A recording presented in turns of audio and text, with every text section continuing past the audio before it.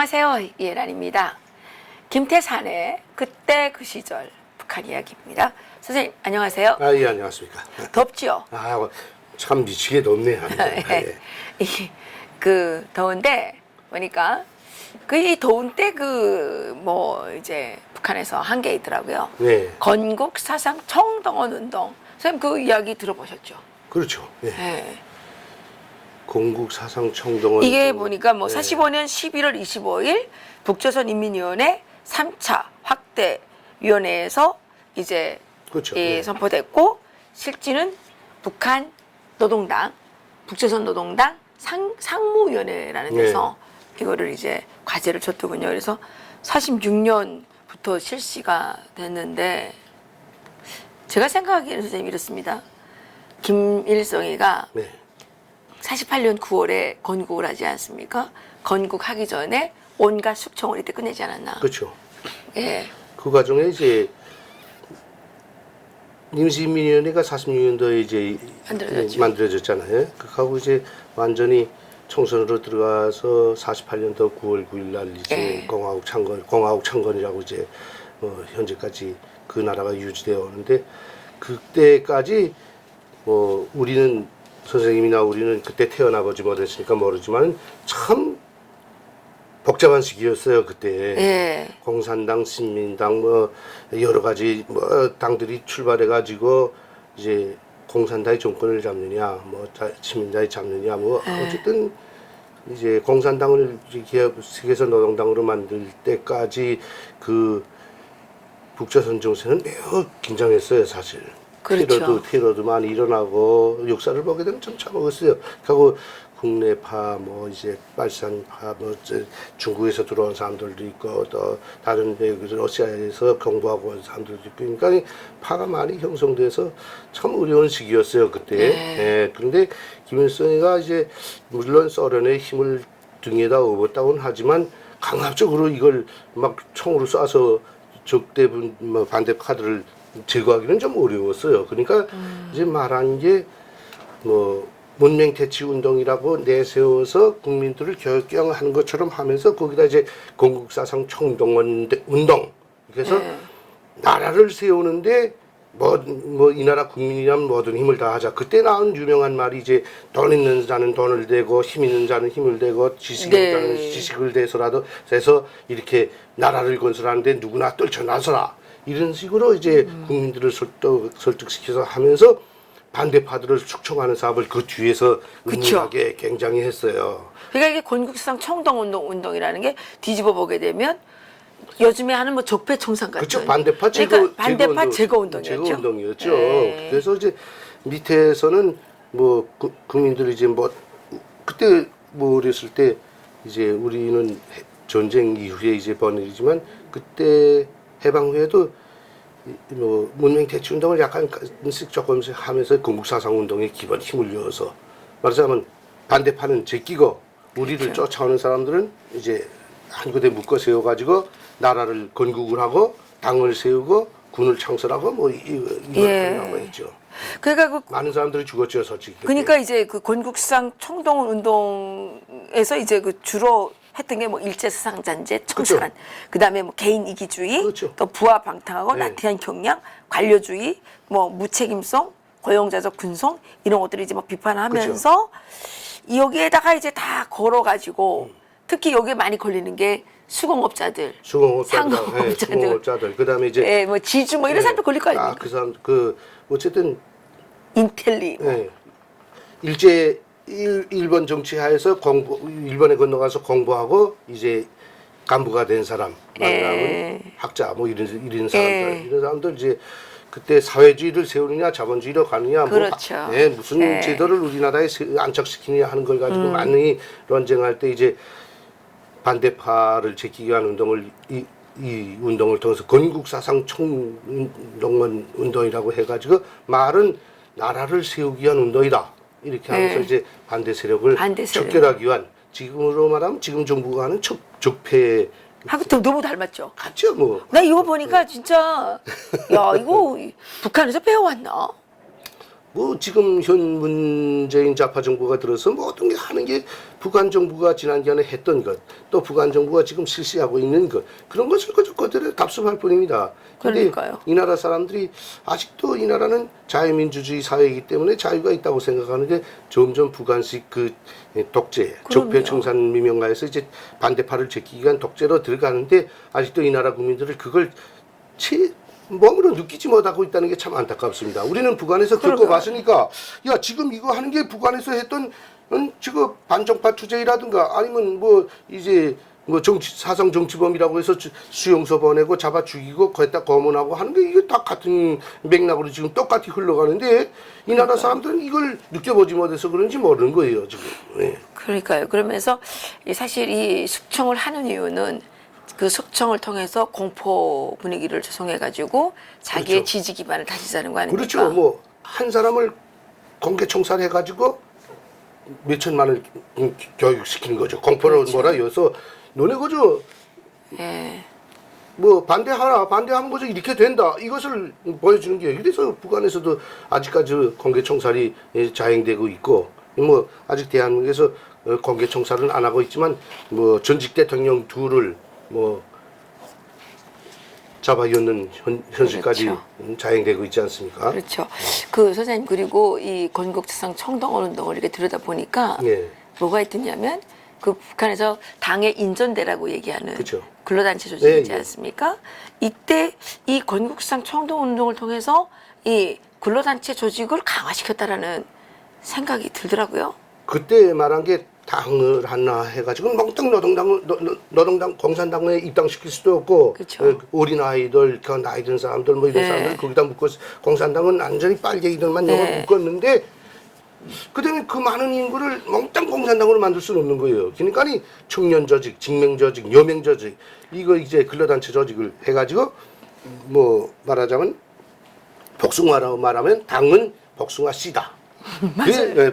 그 둘레의 살들은 근로단체 조직이다. 예. 이 근로단체 조직은 씨를 보호, 이 복숭아 살이 씨를 보호해야 튼튼한 복숭아로 다시 태어나. 뭐 이렇게 비유를 해가면서 근로단체 조직 청년들을 이제 먼저 당 조직에 그렇죠. 시키는 것이에요. 막 해서 당이 시키는 대로 이제 너희들은 당의 예. 돌격대다. 막 이렇게 해가지고 그렇죠. 그들을 내세워서 몽주의 가지고 두들겨 팰 건 패고 추방시키는데 앞장서서 막 이게 할 건 하고 뭐 말하자면 마을과 모든 이제 건물 이런데 경비서고 모든 거 하는 거 다 청년들을 그때 발동시켜 가지고 이제 했죠 그때는. 예. 그러니까 그 직업동맹은 직업동맹끼리 이제 그 노동자, 그렇죠. 그러니까 산업 예. 분야에서 그렇죠. 하고 그다음에 농민은 농민대로 농업근로자동맹을 통해서 하고 농업근로자동맹 또 이제 뭐 그때 이제 문화예술 동맹도 그때 있었더군요. 그 작가 동맹 다 동맹을 형성해서라니 그렇게 만들었대요. 문화예술 그러니까 협회 작가 동맹위원회 이거 다 만들어 가지고 부류별로 딱 갈라서 아야 이렇게 그렇게 하니까 이게 뭐 빼도박도 못하고 그렇죠. 그냥 그래서 완전 이게 치밀하게. 전시생활 딱 시킨 거죠. 그리고 이제 청년단체는 그때 민주주의 청년동맹이라고 했어요. 민청. 맞아. 사실 민주주의는 아닌데 중앙집권제적 원칙에 의해서 이루어지는 독재 사회인데 민주주의 청년동맹이라고 해가지고 이제 청년들을 속여가지고 묶어서 당이 시키는 대로 하도록 당 비서 밑에 청년동맹 민청위원장을 두고 맞아요. 부려먹은 거죠. 사실은 공산주의 청년동맹인데 그치. 그걸 민주주의 민주청년동맹으로 개편해가지고 했잖아요. 그러니까 한국에 와서 이제 보니까 민주주의 투사라고 하는 사람들 중에 좀 공산주의를 그쵸. 따르는 예. 사람들이 많아요. 맞습니다. 예. 그럼 민주주의하고 공산주의가 사춘말인가? 그런 생각이 들어요. 얼핏 보게 되면 그게 이제 민본주의에서 출발했다고 해서 비슷한 점이 있습니다. 근데 공산주의는 철저하게 1인 독재로서 그렇죠. 해가는 거고 네. 민주주의는 공화제로서 선거에 의해서 정부가 선출되고 선거에 의해서 모든 국회에게 다 선거되고 또 한 개 1인 간부가 4년이면 4년, 5년이면 5년 법에 규정된 연한만 간부질을 하고는 그다음에 물러나게 돼 있어요. 이 나라 국처부 부처 장관들이랑 다 4년 내지 5년 하고 그다음 물러나야 되지 그렇죠. 않습니까? 예. 근데 북한이라는 나라는 민주주의 사회, 공산 사회라고 하면서 인본주의의 기초를 두고 있다고 하면서 한 번 선출된 대통령 영원히 기 때문에 한 번 간부가 된 사람은 과오 없이 아천만 잘하면 그 뭐 단편적으로 김용남이 보십시오. 상임위원회이자 김용남이 수십 년간을 김일성 때, 김정일 때, 김정인 때 3대 세습을 다 바꿔가면서 간부를 하지 않습니까? 그 친척돼서 그런 거 아니에요? 예? 친척이어서 그런 거 아니에요? 무슨 친척이에요? 뭐 친척이든 어쨌든 북한의 다른 간부들도 중앙당 간부들 그다음에 내각 상들, 부상들 60 지나서도 다 7, 80대도 하지 않습니까? 그렇죠. 근데 그렇게 되게 되면 그 자식들도 또 좋은 대학 가서 좋은 직업 가지고 다 좋은 길로 가는 거예요. 응? 그러니까 이게 완전히 봉건 독재나 뭐 똑같은 거 아닙니까? 이게 민주주의가 아니라는 겁니다, 사실은. 응? 그게 이제 가만 보게 되면 예. 그 소련이 북한의 그 건국에 예. 아주 깊이 관여했구나라는 아, 그렇죠. 생각이 들고요. 그게 무력으로 다 뒤에서 그 보장해줬기 때문에 그렇죠. 김일성이가 마음 놓고 이렇게 숙청을 할 수 있을 거 아닙니까? 소련이 뭐 어떤 사람들은 지금 뭐 중국의 식민자 어떤 한데 원래 소련은 식민지였죠 사실은. 그렇죠. 예, 소련이 들어와서 그때 김일성을 뒤로 밀어주고 약탈은 또 얼마나 해갔습니까? 북한에 이제 저기 이제 청진까지 가는 선 그다음에 저 일본 들어가는 거 신의주까지도 몽땅 철도가 복선 일본 사람들이 복선으로 다 놨댔어요. 그 뭐 그러니까 소련 아들이 그때 들어와서 야 이거 뭐 조그만 나라에서 철길 복선이 뭐 필요하냐 하면서 그 철도 레일을 한 선씩 다 지금 외선만 있지 않습니까? 어제 한 선으로 가고 오고 하는데 그때 복선 났던 거 철도 레일을 다 걷어갔지. 저 수풍 발전소에서 발전기 있던 것도 절반 다 떼서 가져갔지. 소련 아들이 적선 물자라고 하면서 일본 사람들이 북한에 구축했던 산업 기지들에서 많이 약탈해갔죠, 사실은. 강도들이군요. 네, 그렇죠. 그 제가 또 건국시장 청동원 운동을 네. 이렇게 쭉 보니까 이게 그 원래 일제 시대 때는 이제 그 자유 약간 그 자유주의 시장이었잖아요. 네. 자본주의 시장이었기 때문에 그러니까 일 안 하는 사람들 많았던 그렇죠. 것 같아요. 예, 예. 일하는 사람이 많았는데 건국시장 청동원 운동을 하면서 이 노동력을 최대한으로 빨아내서 일을 시키는 일을 그렇죠. 좀 몽땅 했더라고요. 실업자가 없이 만든다고 하면서 예. 100% 일을 시켰죠. 그 소련 군대가 들어와서 반항하는 자들은 소련 군대들이 다 처리해줬어요. 예, 신의주 학생 폭동 사건 때도 소련 그렇죠. 군대가 자동차 위에다 기관총 걸고서 돌아다니면서 그렇죠. 진압했거든요. 그리고 200 몇 명을 또 소련으로 끌고 갔잖아요. 그렇죠. 그 하면서 소련이 뒤에 서스란히 다 방패를 해줬기 때문에 김일성은 마음 놓고 이제 자기 노선을 실시할 수 그러니까. 있었는데 성공한 중에 하나가 이제 이자 선생님 말씀 맞다나 그 많은 사람들을 실업자들 자유민족 일 안 하던 일하는 사람들 뭐 자기 의지에 따라서 안 하던 사람. 뭐 무슨 깡패를 하든 뭘 하든 어쨌든 네. 일 안 하고 있던 사람들을 몽땅 긁어맞고 잭소리 못하게 하고 그렇죠. 다 직업을 줘가지고 일을 하도록 만들었다는 게. 근데 여기에 반항하는 자는 무조건 그렇죠. 없애버린 거죠. 그러니까 지금도 국가가 그때처럼 그때 60년, 70년 전에 만든 그 법이 아직 그대로 움직이지 않습니까? 대학만 졸업하면 국가기관에서 졸업장과 함께 배치장을 주지 않습니까? 그렇죠. 본인 의사와 적성에는 관계없이 너는 너희 아버지가 농민이기 때문에 너네 집은 영원히 농민이어야 한다. 그러니까요. 너희 아버지가 탄광광산 노동자이기 때문에 너네 집은 영원히 탄광광산에 가야 한다. 군대에 갔다가 제대돼도 농민의 자식은 농민이 꼭 돼야 하고 탄광광산,林업, 수산업의 힘든 분야의 그 자식들은 군대에 갔다 제대돼도 꼭 자기 부모들이 직종을 밟아야 하지 않습니까? 딴 데 나가고파도 못 나가잖아요. 네, 그러니까 그렇죠. 학교 졸업타도 막 나는 어린 아가씨로서 야, 난 몸이 아파서 뭐 좀 쉬운 거 서비스업 판매원 같은 거나 했으면 좋겠는데 그거 안 시키잖아요. 너는 너희 아버지가 탄광 노동자였기 때문에 너 몸이 약하게 되면 탄광에 가서 그 탄광 광차 운전목이라도 하라 가라 탄광에 가라. 근데 그걸 이 대한민국 분들은 모르니까 싫으면 안 가면 되지 이렇게 말하는데 안 가면 어떻게 모르는 감옥 게. 가야지. 예, 안 가게 되면 북한 노동법에 6개월 이상 국가가 지정해준 직업 그 장소에 안 가고 6개월 이상 무직을 치게 되면 2년 이하의 노동교화형에 처하게 돼 있어요. 대한민국 같은 자유나라는 무슨 실직 자금 주잖아요. 하고 이게 저 뭐야 감방에 재판하는 것도 몇 년 징역 무슨 그 대신 하는 건 무슨 유죄 예. 감방에 가지 않고 대신 불기소. 그건 불구속 기소는 잡아가지 않고 뭘 하는 거고 아이고 재판 예, 이게 재판 전에 이거 받으면 그걸 네. 감명해 주는 거 있더라고요. 감명해 주고 재판에서도 1년 교화 그다음에 아이고 집행유예. 집행유예라는 게 있어가지고 안 네. 가고도 2년 정도 1년은 교화형 받았지만 2년 동안 나가서 죄가 없으면 감형시켜주고 그쵸, 있잖아요. 네. 그러니까 벌금형 때려서 벌금으로 무화시키는 것도 있는데 북한은 집행유예도 없고 벌금형도 없잖아요. 무조건 그렇죠. 교화 가잖아요. 내가 몸이 아파서 국가가 지정해준 위치에 못 가게 되면 6개월 있으면 잡아가는 거예요. 맞아요. 그리고 딱 출근해서 출근했다는 출근부에 도장을 찍어야 그날 배급이 나오기 때문에 먹구멍이 포도초이라고 배급 못 받으면 굶어 죽는데 재관업체에 가야 되잖아요. 그렇죠. 그러니까 북한은 그때 40년대부터 벌써 해방돼서부터 개인의 적성과 자유가 직업의 자유가 말살된 땅이었어요. 그렇죠. 근데 지금 이제 대한민국도 지금 그 길로 가려고 잡돌이를 하는 것 같아서 내가 지금 답답한 겁니다. 그래서 제가 이게 권국성 총동운동을 생각해 보니까 야 이게 요즘에 조폐송선하고 너무 닮았다 이런 생각이 들었고요. 이 건국사상 청동운동을 들여다보게 되면 네. 이 김일성이가 이 건국성 청동운동을 통해서 무슨 애국미 혼납운동 뭐 이따고 뭐 이 그 증산운동 뭐 석탄 증산운동 뭐 이런 거 해가지고 엄청 이거 국민들한테 주민들한테 뭘 빨아냈더라고요. 예, 이게. 그게 이제 참 공산주의 간판을 이게 가면을 쓴 사람들이 사람을 속이는 중에 그 하나인데 이제 어떻습니다. 농민들에게 이게 뭘 줬고 이제 땅을 주고 거기서 농사를 짓게 하고는 애국미 혼납운동이라고 이제 그걸 해가지고는 그 사람들이 먹고 남은 쌀을 사람들이 좀 더 두고 저축하고 마음대로 이제 자식들도 주고 좀 팔아서 뭘 돈도 좀 쓰고 싶고 마음대로 놔뒀다 이제 누구 자식 생일 때는 뭐 술도 좀 빚고 똑도 치고 좀 이렇게 마음대로 쓰고 푼데 그걸 못하게 했어요.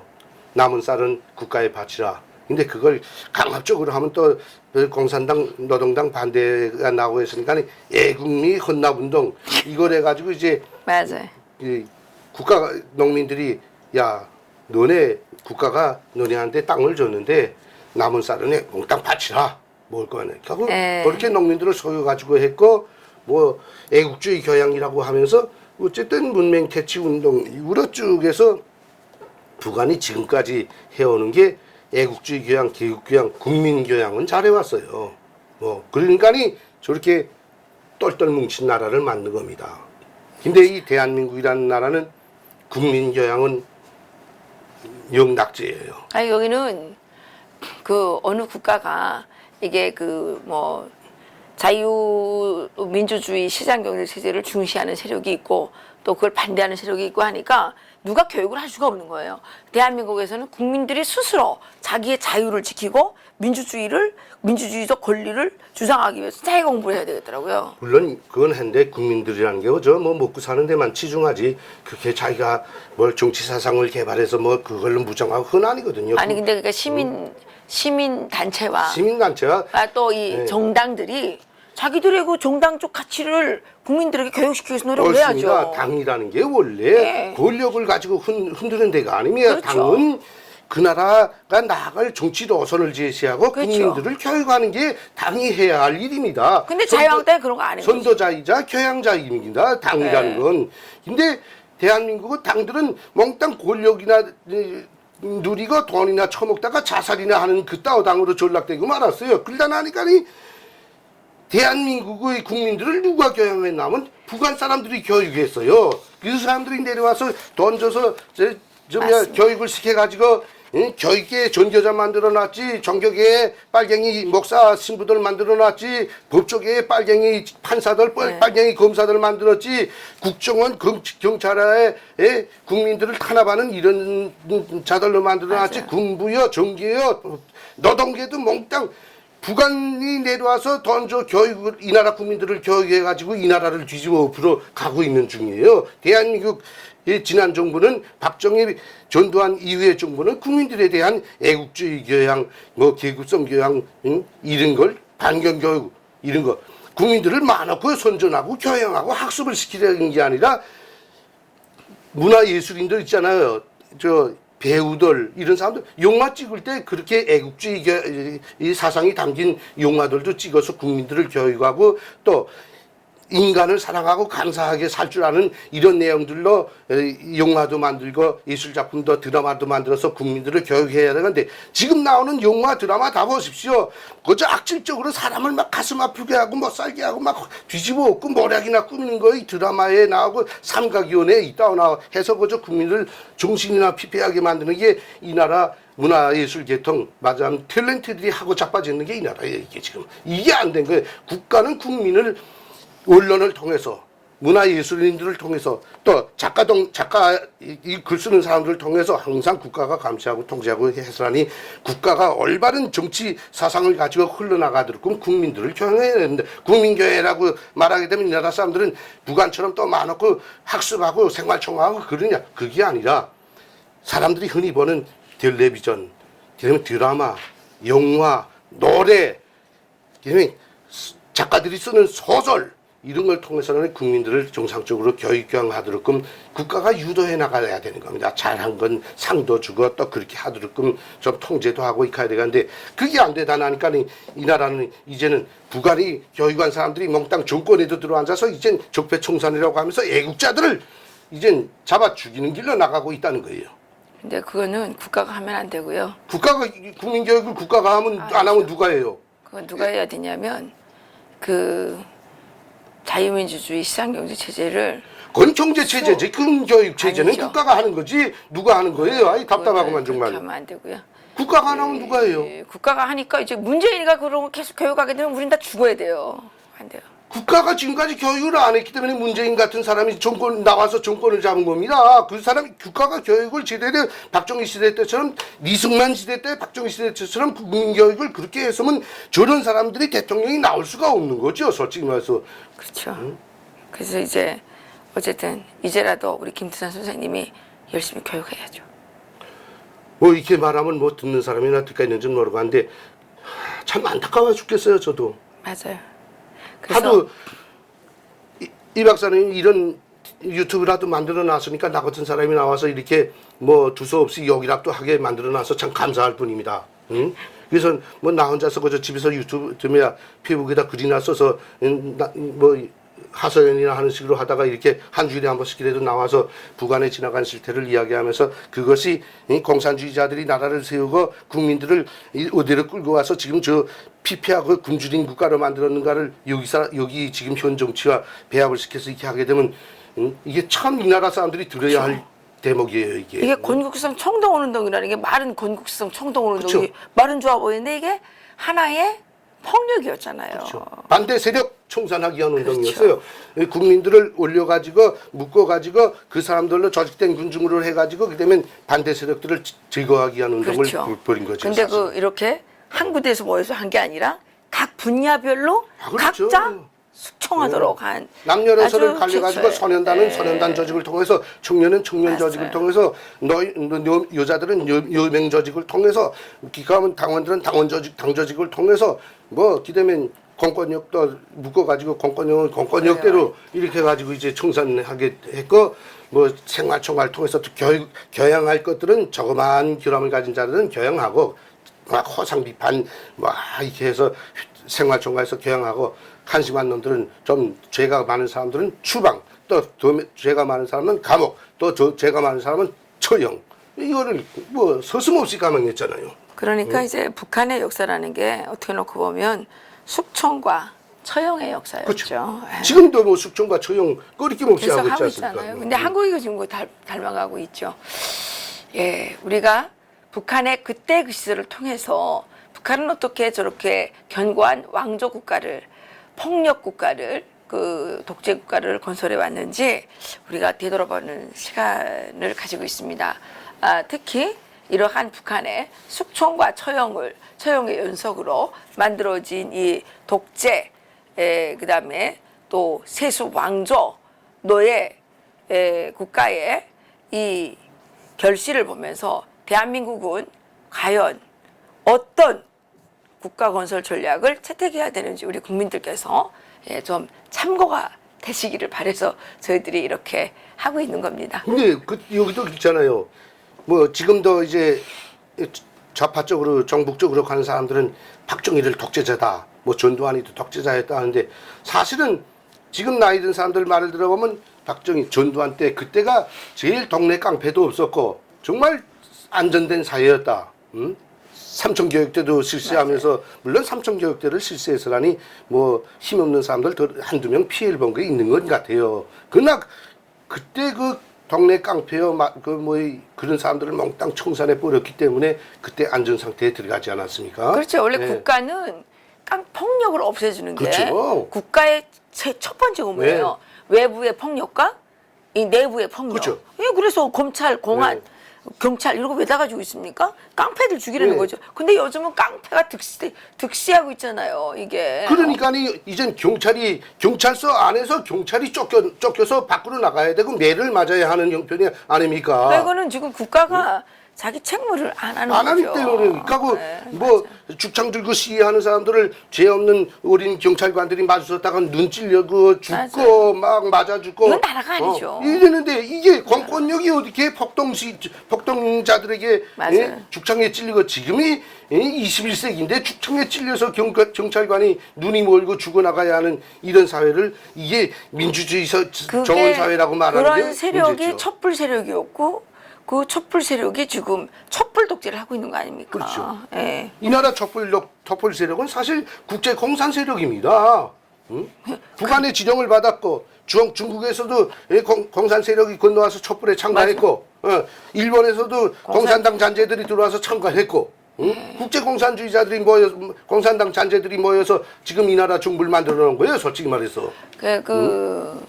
공산주의자들은 근본적으로 그 국가 건설이라든가 어떤 경제라든가 이런 걸 할 수 있는 능력이 없어요. 그러니까 이 사람들이 가장 많이 사용하는 게 폭력입니다. 폭력. 이 자들은 갈등과 모순을 만들어내서 거기에 이제 항상 혼란을 부추겨 가지고 거기에 폭력으로 개입을 해서 자기들의 기득권을 챙겨가는 게 특징인데, 예, 그런데 우리 국민들이 이러한 사실을 좀 잘 모르고 계시는 것 같아서 잘 아시겠죠. 그냥 모르시는 척 할 수도 있으니까 예, 우리들이 뭐 모른다 그러는 것보다는 예, 어쨌든 경각성을 좀 높여야 되지 않겠나 예, 그렇게 생각을 합니다. 오늘도 우리 김태환 선생님 좋은 말씀 너무 감사드립니다. 감사합니다. 뭐 할 때마다 욕만 하고 참 나도 답답하네요. 뭐 이 나라가 점점 어디로 흘러가려고 하는지 모르겠어요. 뭐 드루킹 사건 파헤친다 하더니 뭐 그 노회찬 그 양반 죽은 원인도 의심스럽게 툭 죽어서 꼬리 자르기 들어가고 뭐 그러니까 그것도 하나의 폭력입니다. 왜냐하면 그 엄청난 조직적 범죄가 있는데 자살했다고 수사 중단하면 안 되죠. 이거는 엄청난 범죄 집단을 은폐하는 것이기 때문에 그렇죠. 드루킹 특검은 이 사실에 대해서 끝까지 파헤쳐야 하고요. 지금 노회찬 의원이 그 자살했다고 하는데 실제 그게 자살인지에 대해서 많은 사람들이 의구심을 갖고 있습니다. 우리 나이가 병원에서 이렇게 치료 잘못해서 죽어도 겠다 부검을 하는 사람들이 이 나라 국회의원이 지금 의문사로 죽었는데 그걸 부검도 안 하고 수사도 제대로 안 하고 뭐 화장해 버린다고 그러는데 그걸 증거 인멸이죠, 그야말로. 예. 그래서 노무현 대통령이 자살했기 때문에 그 가족의 그 부인이 뭐 여러 가지 뭐 의혹이 있었지 않습니까? 그쵸. 그게 다 묻혔거든요. 그러니까 이 나라는 그냥 뭐 죽기만 하면 다 뭐 묻히는데 그러면 그 죽는 사람은 너무 억울하잖아요. 그 사람을 제외한 엄청난 조직적 범죄가 은폐되기 때문에 그러면 대한민국이 안전한 국가로 갈 수 있겠냐는 거죠. 어떤 범죄 사건이 터지면 얼마나 많은 사람들이 자살해야 되겠습니까? 네, 이렇게 되면 안 되는 거죠. 이거는 죽은 사람에 대한 그 망자에 대한 예의로서 드루킹 사건은 끝까지 철저하게 파헤쳐야 된다고 마지막으로 말씀을 드리겠습니다. 여기서 마치겠습니다. 감사합니다. 감사합니다.